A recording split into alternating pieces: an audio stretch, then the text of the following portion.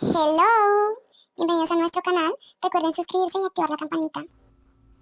Bienvenidos a otro video en nuestro canal, hablando desde el amor y la empatía de historias de vidas reales. La historia de hoy es bastante fuerte, es una historia de vida de una de ustedes y les voy a dejar toda la historia completa como ella me la envió.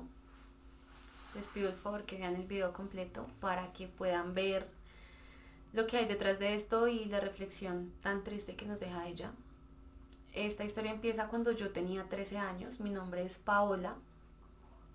Vivía con mi mamá, mi papá y 3 hermanos. Yo era la mayor. Después iba una hermana, un hermano y una hermana. Y tenía 2 hermanos mayores por parte de mi papá que eran gemelos. Pero ellos no vivían conmigo. Pero siempre estaban muy pendientes. Vivíamos en una casa muy sencilla. En realidad nosotros no teníamos una estabilidad económica muy alta. Éramos una familia numerosa. Mi papá era quien más trabajaba. Mi mamá siempre estuvo en casa con nosotros, dándonos el amor, el cariño. Tal vez no teníamos lujos económicos, pero teníamos mucho amor por parte de mi mamá y era una mamá muy pendiente de nosotros.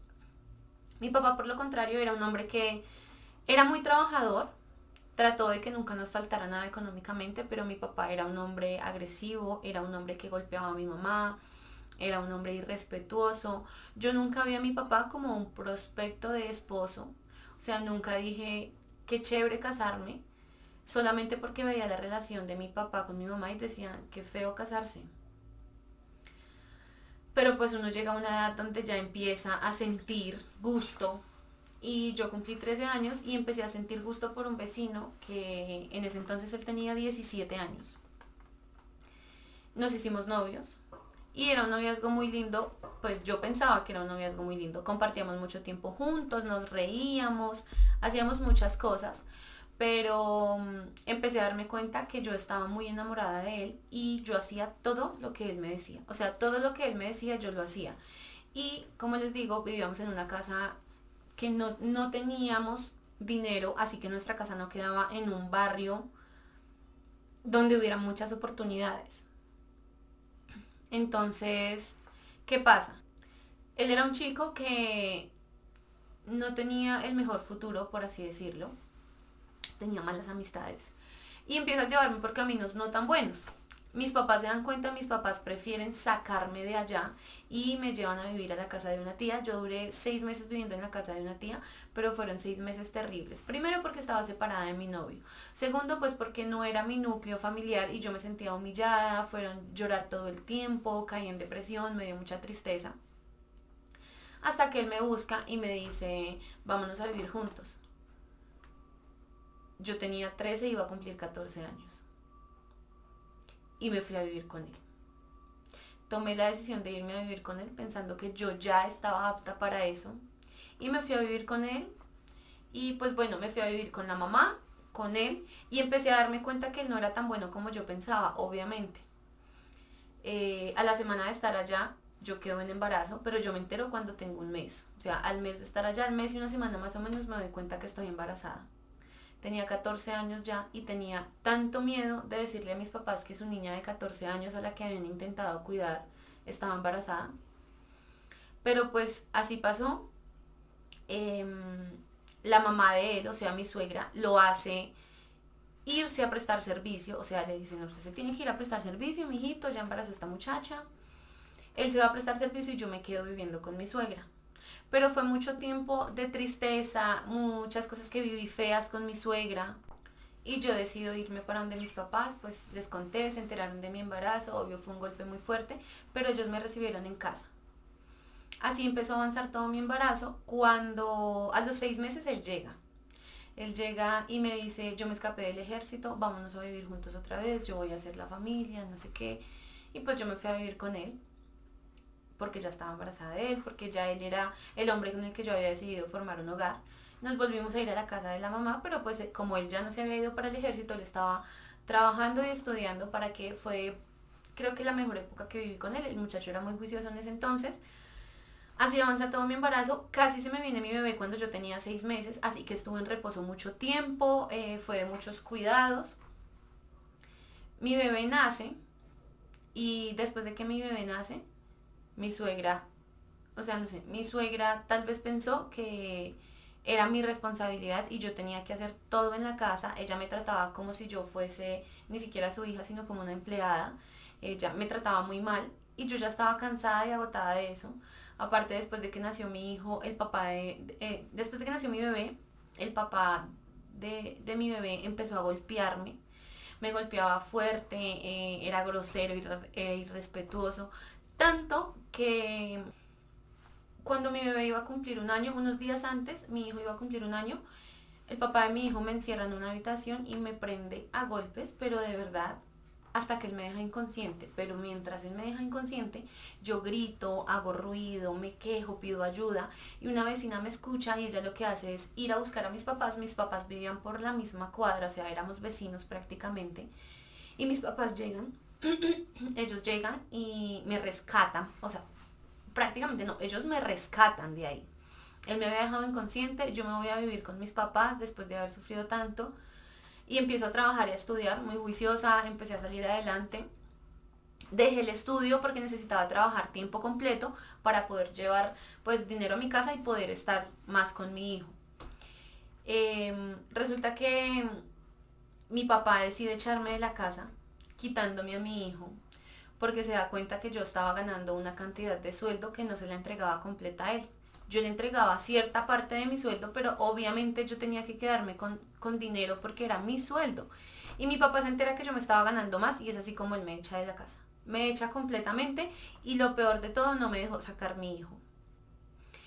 Encerraron a mi hijo, no me dejaron sacarlo, yo me fui ese día como él me echó, yo no volví a la casa, pero yo siempre andaba muy pendiente y pensaba en qué momento puedo ir a recuperar mi hijo, en qué momento puedo ir a recuperar mi hijo. Pero era muy difícil para mí porque en la casa siempre estaban mis hermanos, mi mamá, entonces, y yo tenía prohibido acercarme a la casa. A los 3 meses de yo estar viviendo fuera de la casa y que ellos me tenían mi hijo, mi papá me llama un día y me dice, necesito que se venga para acá, Paola, porque su mamá se fue. Y yo, ¿cómo así que mi mamá se fue? Sí, su mamá se fue con otro hombre. Y yo, con otro hombre. Llegué a la casa y efectivamente mi mamá se había ido. Tal vez se cansó de la vida que llevaba. Y ahora entiendo que no soy juez, pero en ese momento la juzgué tanto, le cogí tanto rencor por haberse ido y haber dejado a mis hermanos solos, incluido pues a mi bebé, pero ya yo por fin podía estar con mi hijo y eso me daba un poco de tranquilidad y de paz. Yo regresé a la casa, obviamente pues yo, ¿qué papel tomé en la casa si mi mamá ya no estaba? Me tocaba ser prácticamente la mamá la que dejaba la comida hecha, mi papá siguió tomando, cada día tomaba más, más, más, entró a volverse casi que alcohólico y llegaba agresivo. Era una vida de la que yo quería huir y seguramente mis hermanos también. Yo conseguía trabajo y tenía que retirarme, cambiar de trabajo porque no podía dejar los niños solos tanto tiempo. Ellos eran menores que yo, tampoco tan niños, pero eran menores. Y bueno, así fue pasando el tiempo. Mi hermana tenía 16 años, la hermana que me seguía a mí. Y yo estaba trabajando para la semana de octubre del 2022, del 9 de octubre, yo no sé, o sea, una semana antes, eso que uno tiene como un sexto sentido, como que algo te avisa que hay algo que está mal o que algo va a pasar. Yo sentía eso. Y yo era muy pendiente con mis hermanos, cuídense por favor, muy pendientes, no quiero que les pase nada. Y 2 días antes de que pasara la primera tragedia en mi familia, yo estaba hablando con mi hermana y le dije, yo tengo un presentimiento tan feo, como si alguien se fuera a morir, como si algo fuera a pasar. Y ella me volteó a mirar y me dijo, es que yo me voy a morir. Y yo le dije, ay, deje de hablar tantas cosas que si ustedes me llegan a faltar, mejor dicho, yo me muero. Yo me voy a morir, yo lo presiento, me dijo ella y yo. Así fue como yo me fui a trabajar la noche del 9 de octubre, yo me fui a trabajar.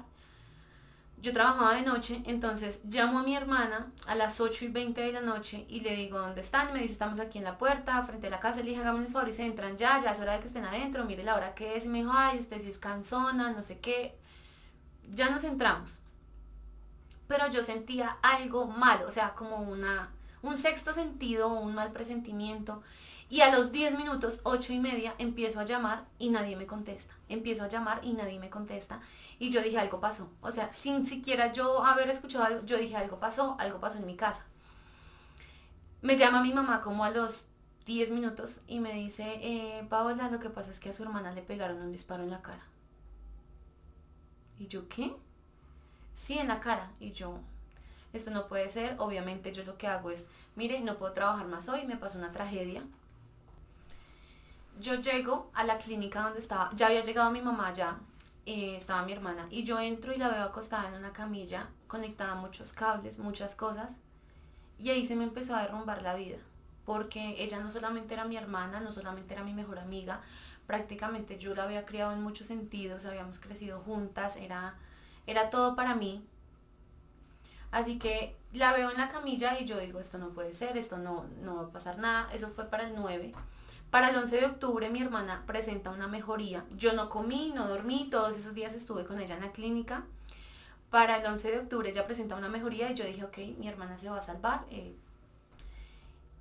Pero sorpresa que el 13 de octubre a las 9:30 de la mañana nos dan la noticia de que mi hermana, con tan solo 16 años, sin tener la culpa de nada y por una bala perdida, había perdido la vida.